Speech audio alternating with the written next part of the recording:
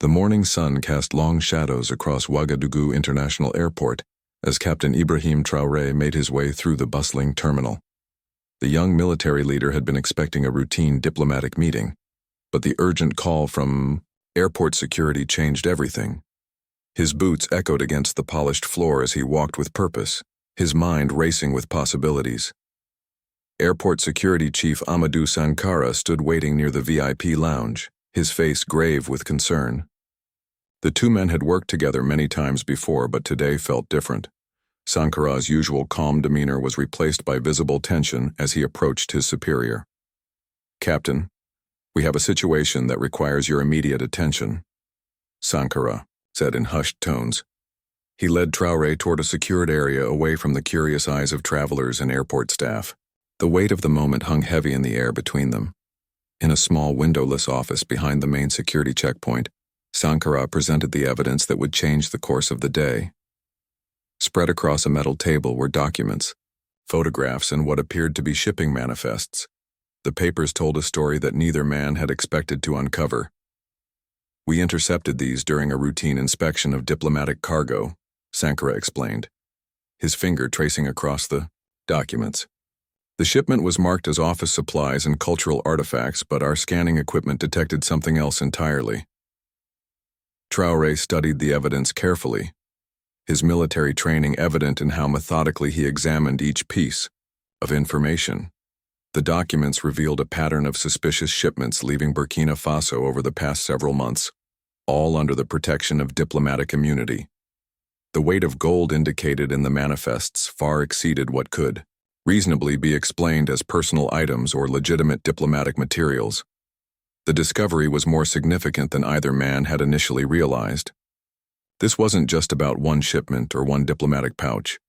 The evidence suggested a systematic operation that had been running for months, possibly years. Each document painted a clearer picture of what appeared to be an organized effort to transport valuable resources out of the country. As Traoré continued his examination, his phone buzzed with an incoming message. The French diplomatic mission was requesting an urgent meeting regarding their cargo that had been detained at the airport. The timing was not coincidental, and both men knew it. "How long before the French delegation arrives?" Traoré asked, never looking up from the documents. His voice carried the authority of someone accustomed to making difficult decisions under pressure. "They should be here within the hour," Sankara replied. "Ambassador Laurent Dubois himself is coming, along with his deputy and what they're calling their logistics coordinator." Traoré nodded slowly, his mind already forming a strategy for the confrontation that lay ahead. This was about more than just one shipment of gold. This was about sovereignty, respect, and the future relationship between Burkina Faso and France. The young leader understood that how he handled this situation would send a message far beyond the walls of the airport. The evidence before them represented something larger than diplomatic protocol violations. For years, Burkina Faso's natural resources had been flowing out of the country, while its people remained among the poorest in the world. Gold, in particular, represented not just mineral wealth, but the potential for economic independence and development. As airport staff continued their normal operations outside, inside the security office, two men prepared for a confrontation that would test diplomatic relations and challenge long-standing power structures. The gold shipment had been stopped, but the real battle was just beginning. Traoré gathered the documents and secured them in a briefcase. Every piece of evidence would be crucial in the hours to come.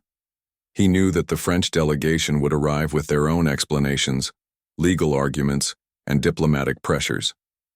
But the evidence was clear, and he was determined to get answers. Captain checked his watch and straightened his uniform. In less than an hour, he would face experienced diplomats who had been navigating international relations longer than he had been in the military.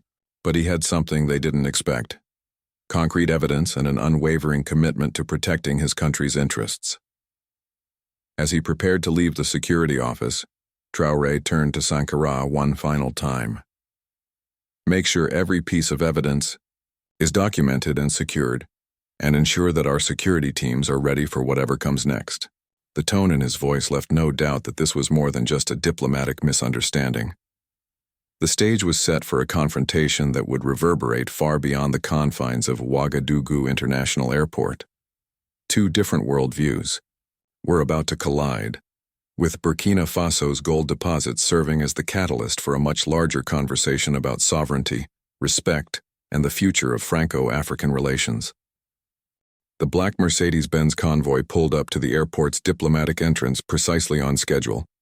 Ambassador Laurent Dubois stepped out first, his tall frame impeccably dressed in a tailored navy suit despite the West African heat. Behind him followed Deputy Ambassador Marie Rousseau and Jean-Claude Moreau, the man listed as their logistics coordinator, but whose real role remained unclear to airport officials. Dubois had served in various African posts for over 2 decades, and his confidence showed in every step he took toward the terminal. He was accustomed to resolving diplomatic issues with a combination of charm, legal expertise, and, when necessary, subtle reminders of France's historical influence in the region. Today, however, he was walking into a situation unlike any he had faced before. The French delegation was met at the entrance by airport protocol officers who escorted them through security checkpoints with the usual diplomatic courtesies. But there was an underlying tension that even the most experienced diplomats couldn't ignore. Airport staff moved with unusual purpose, and security personnel were more visible than normal. Captain Traoré waited in the airport's executive conference room, the seized documents organized neatly on the table before him. He had chosen this location deliberately, neutral ground that still allowed him to maintain control of the situation. The room's large windows overlooked the tarmac where the French diplomatic aircraft sat, its cargo holds now sealed under Burkinabe military supervision. When the French delegation entered the conference room, the contrast between the two sides was immediately apparent. Dubois and his team carried themselves with the polished confidence of career diplomats, while Traoré represented a new generation of African leadership, young, direct, and unwilling to accept the status quo without question. Ambassador Dubois, Traoré said, rising from his seat but not extending his hand. Thank you for coming on such short notice. I believe we have some important matters to discuss regarding your aircraft's cargo. Dubois smiled diplomatically, seemingly unfazed by the formal tone. Captain Traoré, I appreciate your prompt attention to this matter. I'm certain there's been some misunderstanding that we can resolve quickly. Diplomatic cargo, as you know, is protected under international law. The ambassador's confidence was evident, but Traoré had anticipated this approach. He gestured toward the documents spread across the table. Perhaps you could help me understand what type of diplomatic materials weigh several hundred kilograms and register as precious metals on our scanning equipment. For the first time since entering the room, Dubois' diplomatic smile wavered slightly. Deputy Ambassador Rousseau stepped forward, her voice carrying the practiced authority of someone well-versed in international protocol. Captain, I must remind you that diplomatic pouches and cargo are inviolable under the Vienna Convention. Any inspection or detention of diplomatic materials constitutes a serious breach of international law, she said, her French accent adding formality to her words. Traoré had expected this argument and was prepared with his response. Ambassador Rousseau, the Vienna Convention protects legitimate diplomatic materials. However, it does not provide immunity for commercial smuggling operations disguised as diplomatic cargo. The tension in the room increased noticeably. Jean-Claude Moreau, who had remained silent until this point, shifted uncomfortably in his chair. His role as logistics coordinator was becoming clearer. He was the operational mind behind whatever system had been moving gold out of Burkina Faso under diplomatic cover. Dubois decided to take a different approach, his voice becoming more conciliatory. Captain, surely we can resolve this through proper diplomatic channels. These materials are part of legitimate cultural exchange programs between our nations. Any apparent irregularities in the documentation can be explained. But Traoré was not swayed by diplomatic language. He picked up one of the shipping manifests and read from it directly.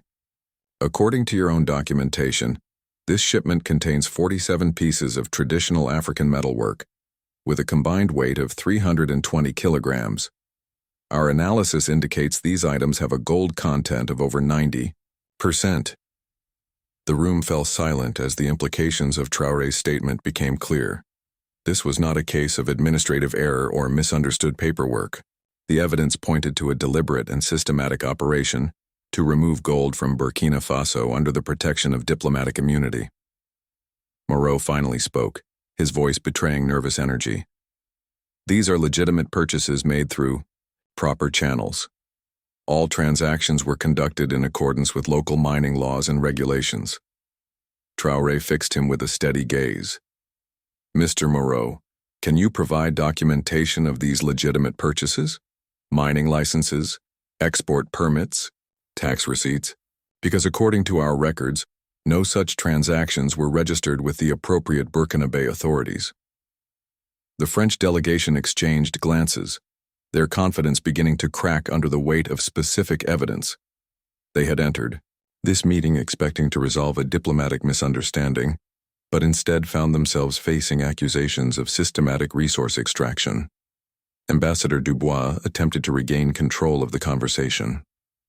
Captain, I suggest we approach this matter through proper diplomatic channels. The French embassy will provide all necessary documentation to verify the legitimacy of these materials. But Traoré was no longer willing to accept diplomatic delays and bureaucratic deflections. Ambassador, the documentation needed to verify these transactions should have been provided before the cargo left Burkinabe soil. The fact that you cannot produce it now raises serious questions about the nature of your operations. The confrontation had reached a critical point.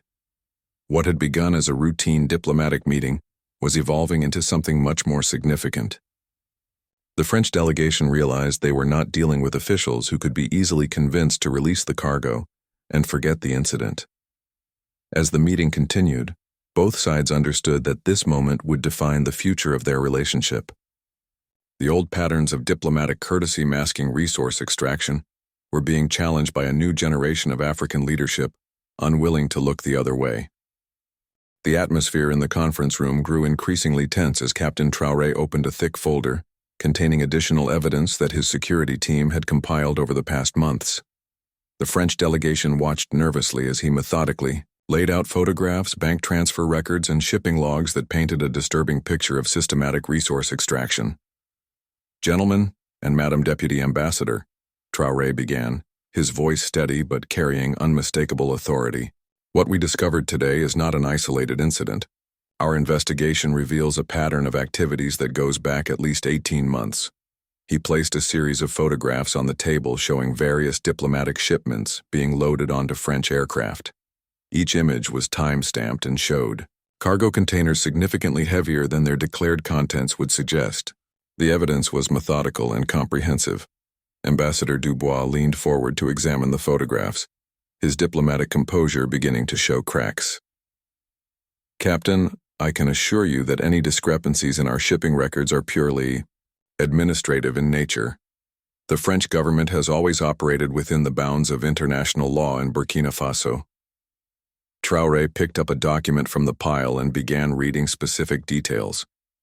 According to our customs records, in the past year alone, French diplomatic shipments have declared a combined weight of over 2,000 kilograms of cultural artifacts and gifts. Our analysis suggests these items contained gold valued at approximately $15 million at current market prices. The figure hung in the air like a thunderclap. Deputy Ambassador Rousseau shifted uncomfortably in her seat, while Jean-Claude Moreau appeared to be studying his hands with unusual intensity. The scale of the operation was far larger than anyone in the room had initially imagined. Furthermore, Traoré continued, we have evidence of coordination between your logistics coordinator, Mr. Moreau, and certain individuals involved in illegal mining operations in our eastern provinces. At this accusation, Moreau's head snapped up, his face flushed with a combination of anger and panic. That is absolutely false. I resent these baseless accusations. My role is purely administrative, handling legitimate diplomatic cargo transport. But Traoré was prepared for this denial.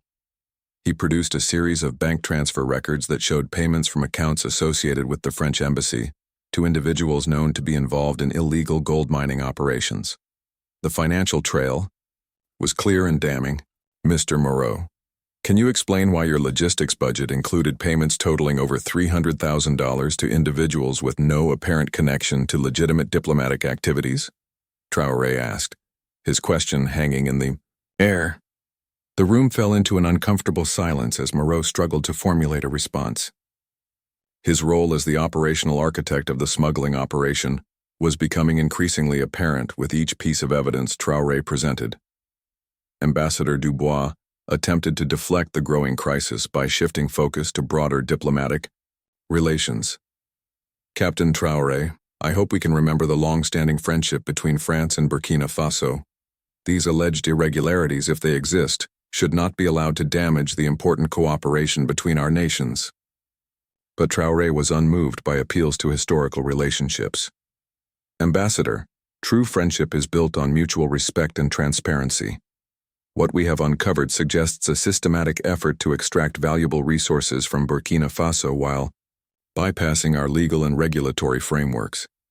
He then revealed perhaps the most damaging piece of evidence: intercepted communications between Moreau and mining contacts discussing specific extraction sites and transportation schedules.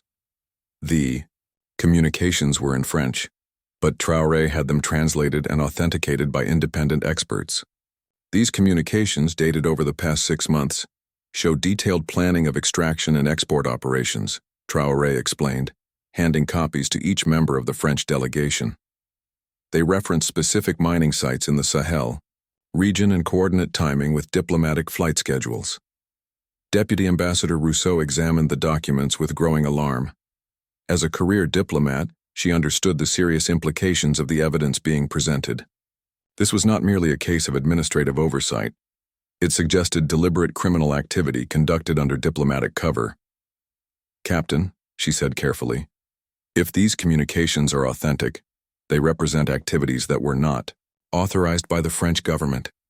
We will need to conduct our own investigation into these matters. Traoré nodded acknowledgement but pressed forward with his case. Madam Deputy Ambassador, our concern is not just about unauthorized activities by individual actors. The systematic nature of these operations suggests institutional knowledge and support. He then presented flight manifests showing how diplomatic cargo weights had gradually increased over time, suggesting a growing confidence in the operation's security. The pattern indicated not just individual criminal activity, but an organized system that had been refined and expanded over many months. The evidence was overwhelming, and even Ambassador Dubois could no longer maintain his diplomatic calm. The reality of the situation was becoming clear. They were facing accusations of state-sanctioned resource theft, disguised as diplomatic activity. Captain Traoré, Dubois said finally, his voice lacking its earlier confidence. What exactly are you proposing we do to resolve the situation? The question marked a turning point in the confrontation. The French delegation was no longer denying the evidence or hiding behind diplomatic protocol. They were beginning to understand that Captain Traoré held documentation that could create an international scandal if it became public. For Traoré, this moment represented more than just catching criminals. It was about establishing that Burkina Faso's resources belonged to its people, and that no nation, regardless of historical relationships or diplomatic immunity, could simply take what they wanted without proper authorization and fair compensation. The young captain looked across the table at the 3 French officials and prepared to outline his demands. The evidence was clear, the crimes were documented, and now it was time for accountability. The conference room had become a battleground of wills as Captain Traoré laid out his demands with military precision. The French delegation sat across from him, their earlier diplomatic confidence replaced by the stark realization that they were facing a leader who could not be intimidated or bought off with promises and protocol. My demands are simple and non-negotiable, Traoré stated, his voice cutting through the tension like a blade. First, all gold currently in diplomatic cargo will be returned to Burkina Faso authorities for proper processing through legal channels. Second, full documentation of all previous shipments over the past 2 years will be provided within 72 hours. Ambassador Dubois shifted in his seat, calculating the implications of these demands. Compliance would mean admitting to systematic violations of Burkinabe sovereignty, while refusal could trigger an international incident that would embarrass France on the global stage. Captain, you're asking us to violate diplomatic immunity, protocols that have been established by international law for decades, Dubois replied, though his voice lacked conviction. Even if irregularities occurred, they must be addressed through proper diplomatic channels. Traoré had anticipated this response and was ready with his counter-argument. Ambassador, diplomatic immunity exists to protect legitimate diplomatic activities, not to facilitate criminal enterprises. When diplomatic cover is used to commit crimes against the host nation, that immunity is forfeited. The legal argument was sound, and everyone in the room understood it. Jean-Claude Moreau, who had been increasingly agitated throughout the meeting, finally broke his nervous silence. "This is ridiculous," he exclaimed, his face red with frustration. "You cannot simply detain French diplomatic personnel and cargo based on speculation and circumstantial evidence. The French government will not tolerate this treatment of its representatives." But Traoré remained unmoved by the outburst. If anything, Moreau's emotional response confirmed his guilt more clearly than any confession could have. "Mr. Moreau, the evidence against you is not circumstantial. We have financial records, communications, and physical evidence of gold smuggling. Your reaction suggests you know exactly how serious these charges are." As the confrontation intensified, Traoré received a message on his secure phone. After reading it, his expression became even more determined. "Gentlemen, I've just received confirmation that our mining authorities have identified the specific extraction sites referenced in your communications. Teams are currently securing these locations and documenting the unauthorized activities." This revelation sent shockwaves through the French delegation. The operation was being exposed not just at the airport, but at its source. The systematic nature of their activities was becoming impossible to deny or minimize. Deputy Ambassador Rousseau, recognizing the severity of the situation, attempted a different approach. "Captain Traoré, perhaps we can find a solution that serves everyone's interests. The French government is prepared to discuss compensation arrangements for any unauthorized activities that may have occurred." But Traoré was not interested in quiet financial settlements that would allow the problem to disappear. "Madam Deputy Ambassador, this is not about compensation. This is about sovereignty and respect. Burkina Faso's resources will be managed by Burkina Faso, according to our laws and for the benefit of our people." The standoff had reached a critical juncture.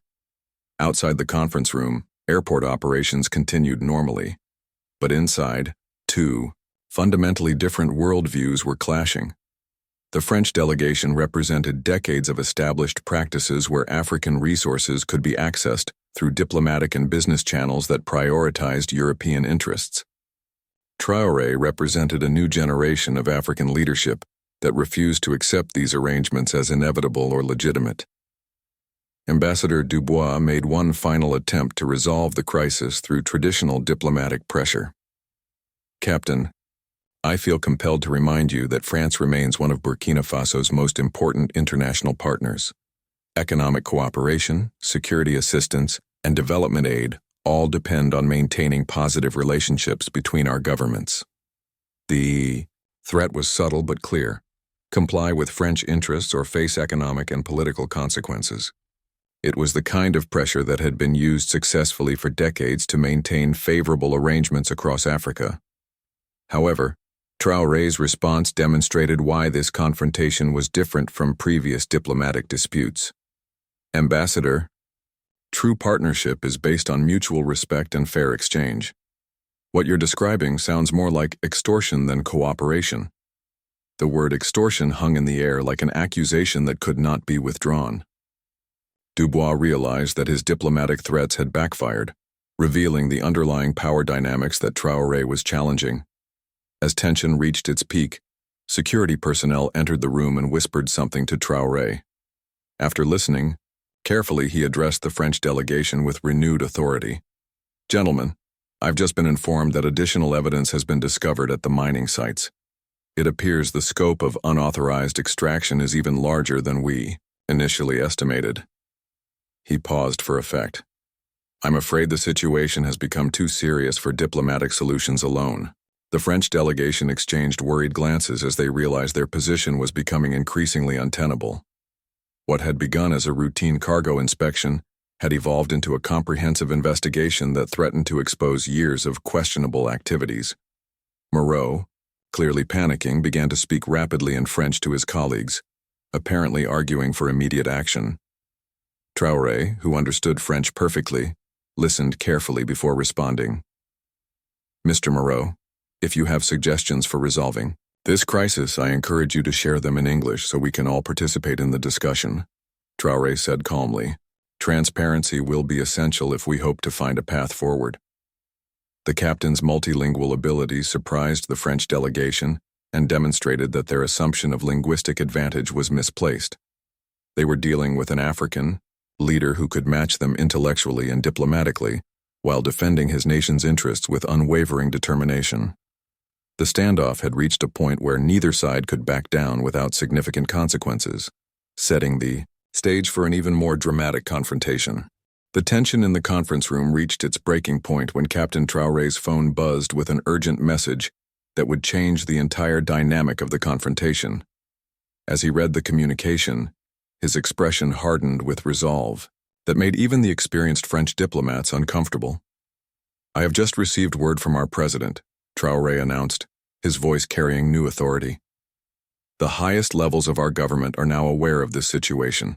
I am authorized to take whatever measures necessary to protect Burkina Faso's sovereignty and resources.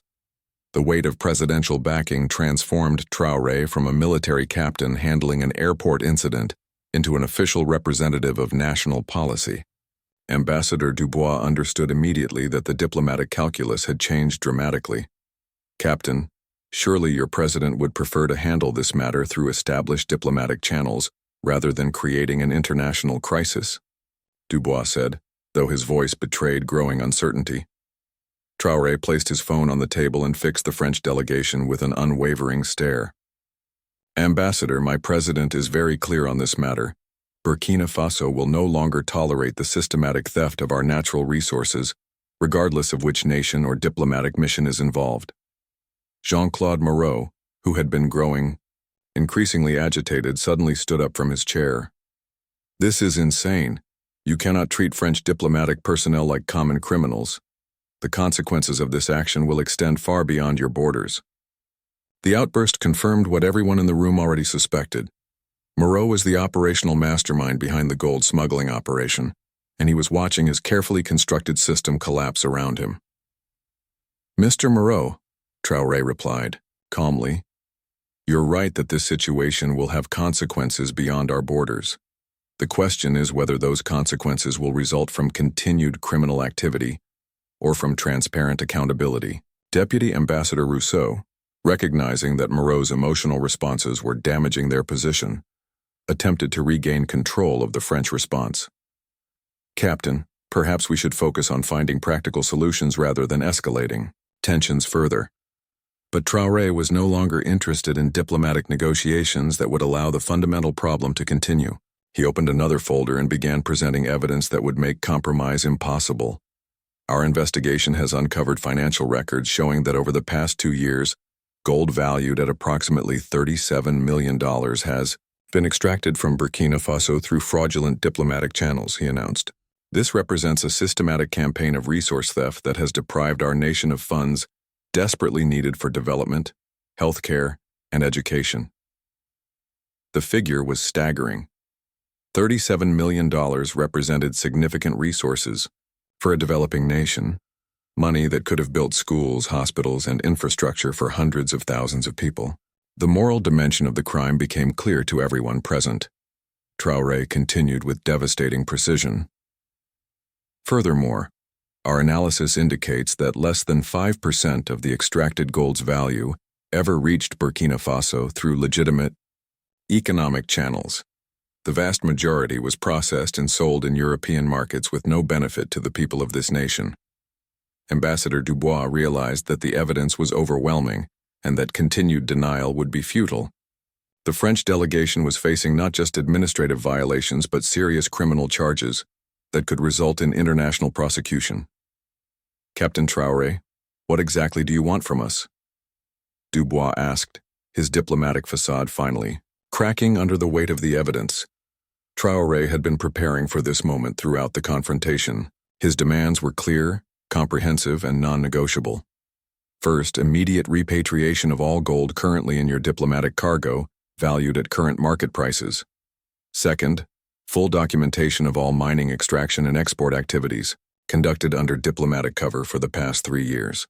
Third, financial restitution of $37 million to compensate for stolen resources. The demands were substantial, but they reflected the scale of the criminal operation that had been uncovered. Each requirement was designed to not only recover stolen wealth but to ensure complete transparency about the extent of unauthorized activities. And fourth, Traoré continued, the immediate recall of Mr. Moreau and any other diplomatic personnel involved in these operations, with agreement that they will not return to Burkina Faso in any official capacity. Moreau's face went pale as he realized his diplomatic career was effectively over. The man who had orchestrated a multi-million-dollar smuggling operation under diplomatic cover now faced professional and potentially criminal consequences. Ambassador Dubois struggled to process the magnitude of the demands. Compliance would mean admitting to systematic violations of international law and paying substantial financial penalties. Refusal would risk an international incident that could damage France's reputation across Africa. Captain, these demands would require approval from the highest levels of the French government.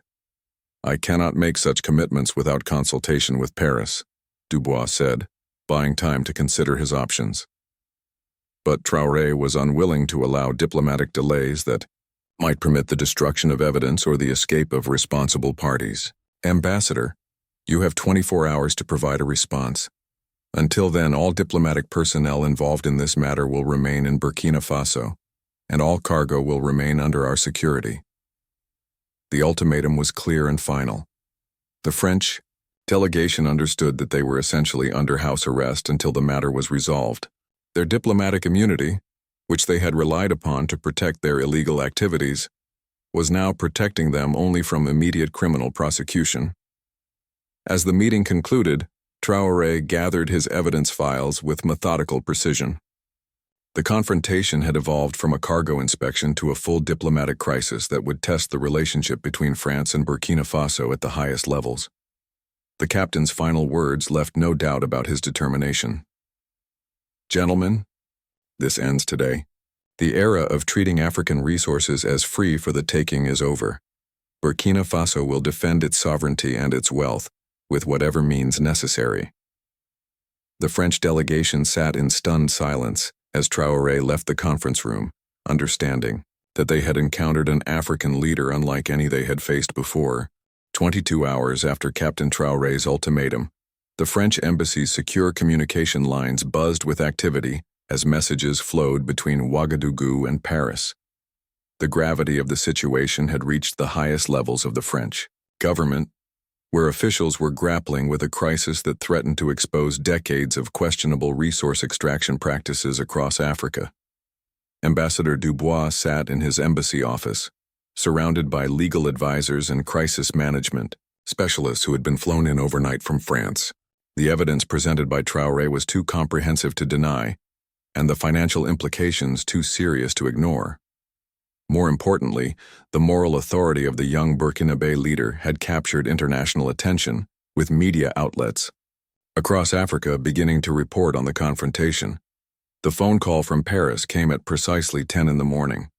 Foreign Minister Catherine Moreau, no relation to the disgraced logistics coordinator, delivered instructions that reflected the French government's recognition that this crisis required unprecedented transparency and accountability.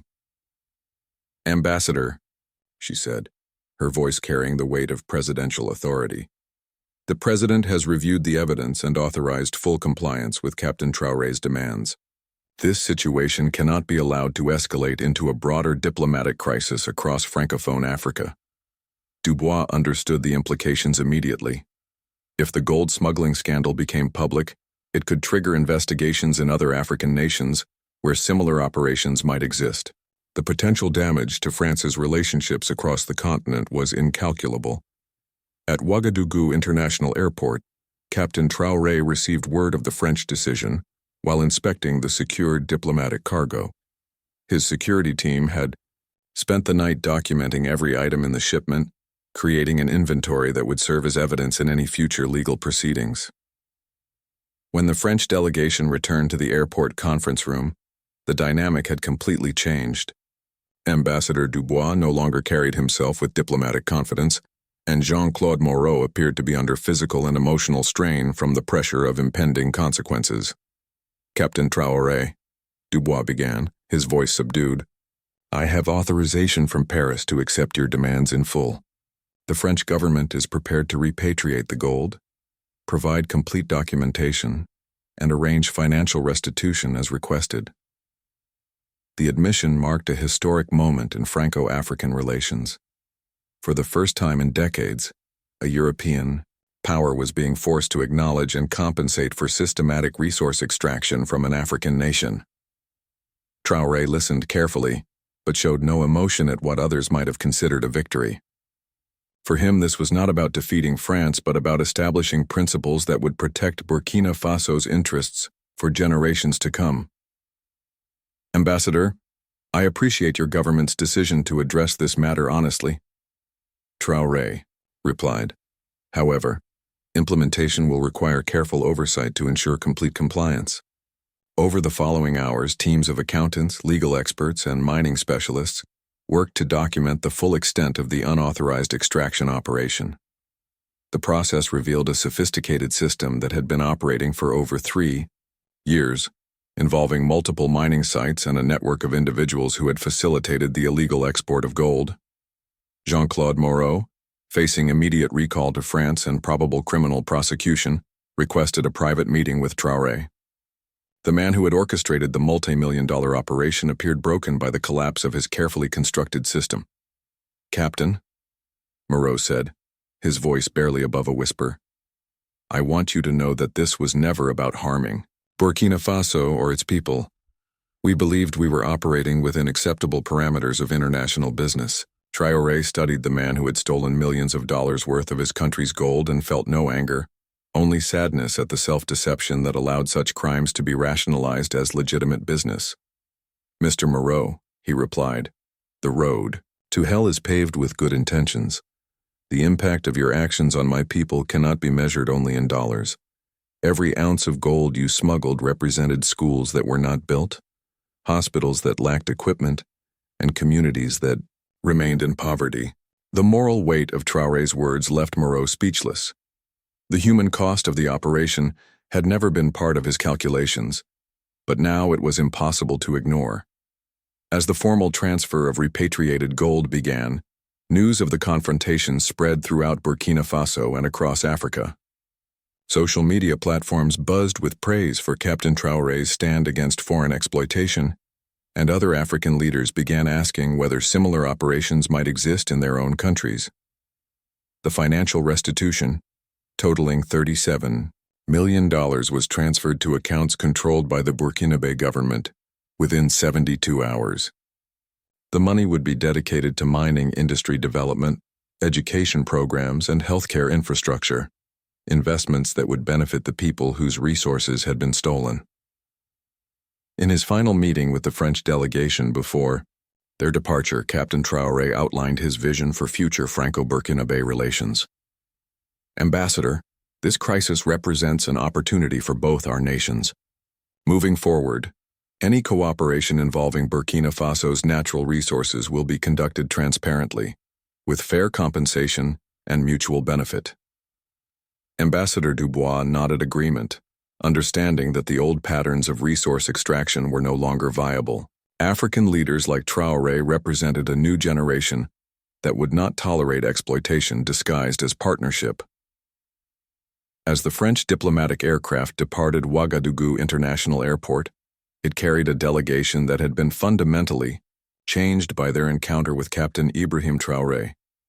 They had arrived expecting to resolve a minor diplomatic inconvenience, but were leaving having witnessed the emergence of a new paradigm in African leadership. The impact of the confrontation extended far beyond the immediate resolution of the gold smuggling case. Within weeks, other African nations began conducting their own investigations into diplomatic cargo and resource extraction operations. Mali, Niger, and Chad all launched reviews of their mining export procedures, inspired by Burkina Faso's successful stand against unauthorized resource removal. Captain Traoré used the recovered funds strategically, investing in mining infrastructure that would ensure future gold extraction operated under proper Burkinabe oversight and benefited local communities. New schools were built near mining areas, healthcare clinics were established, and technical training programs were created to develop local expertise in resource management. The international mining industry took notice of the changes in Burkina Faso.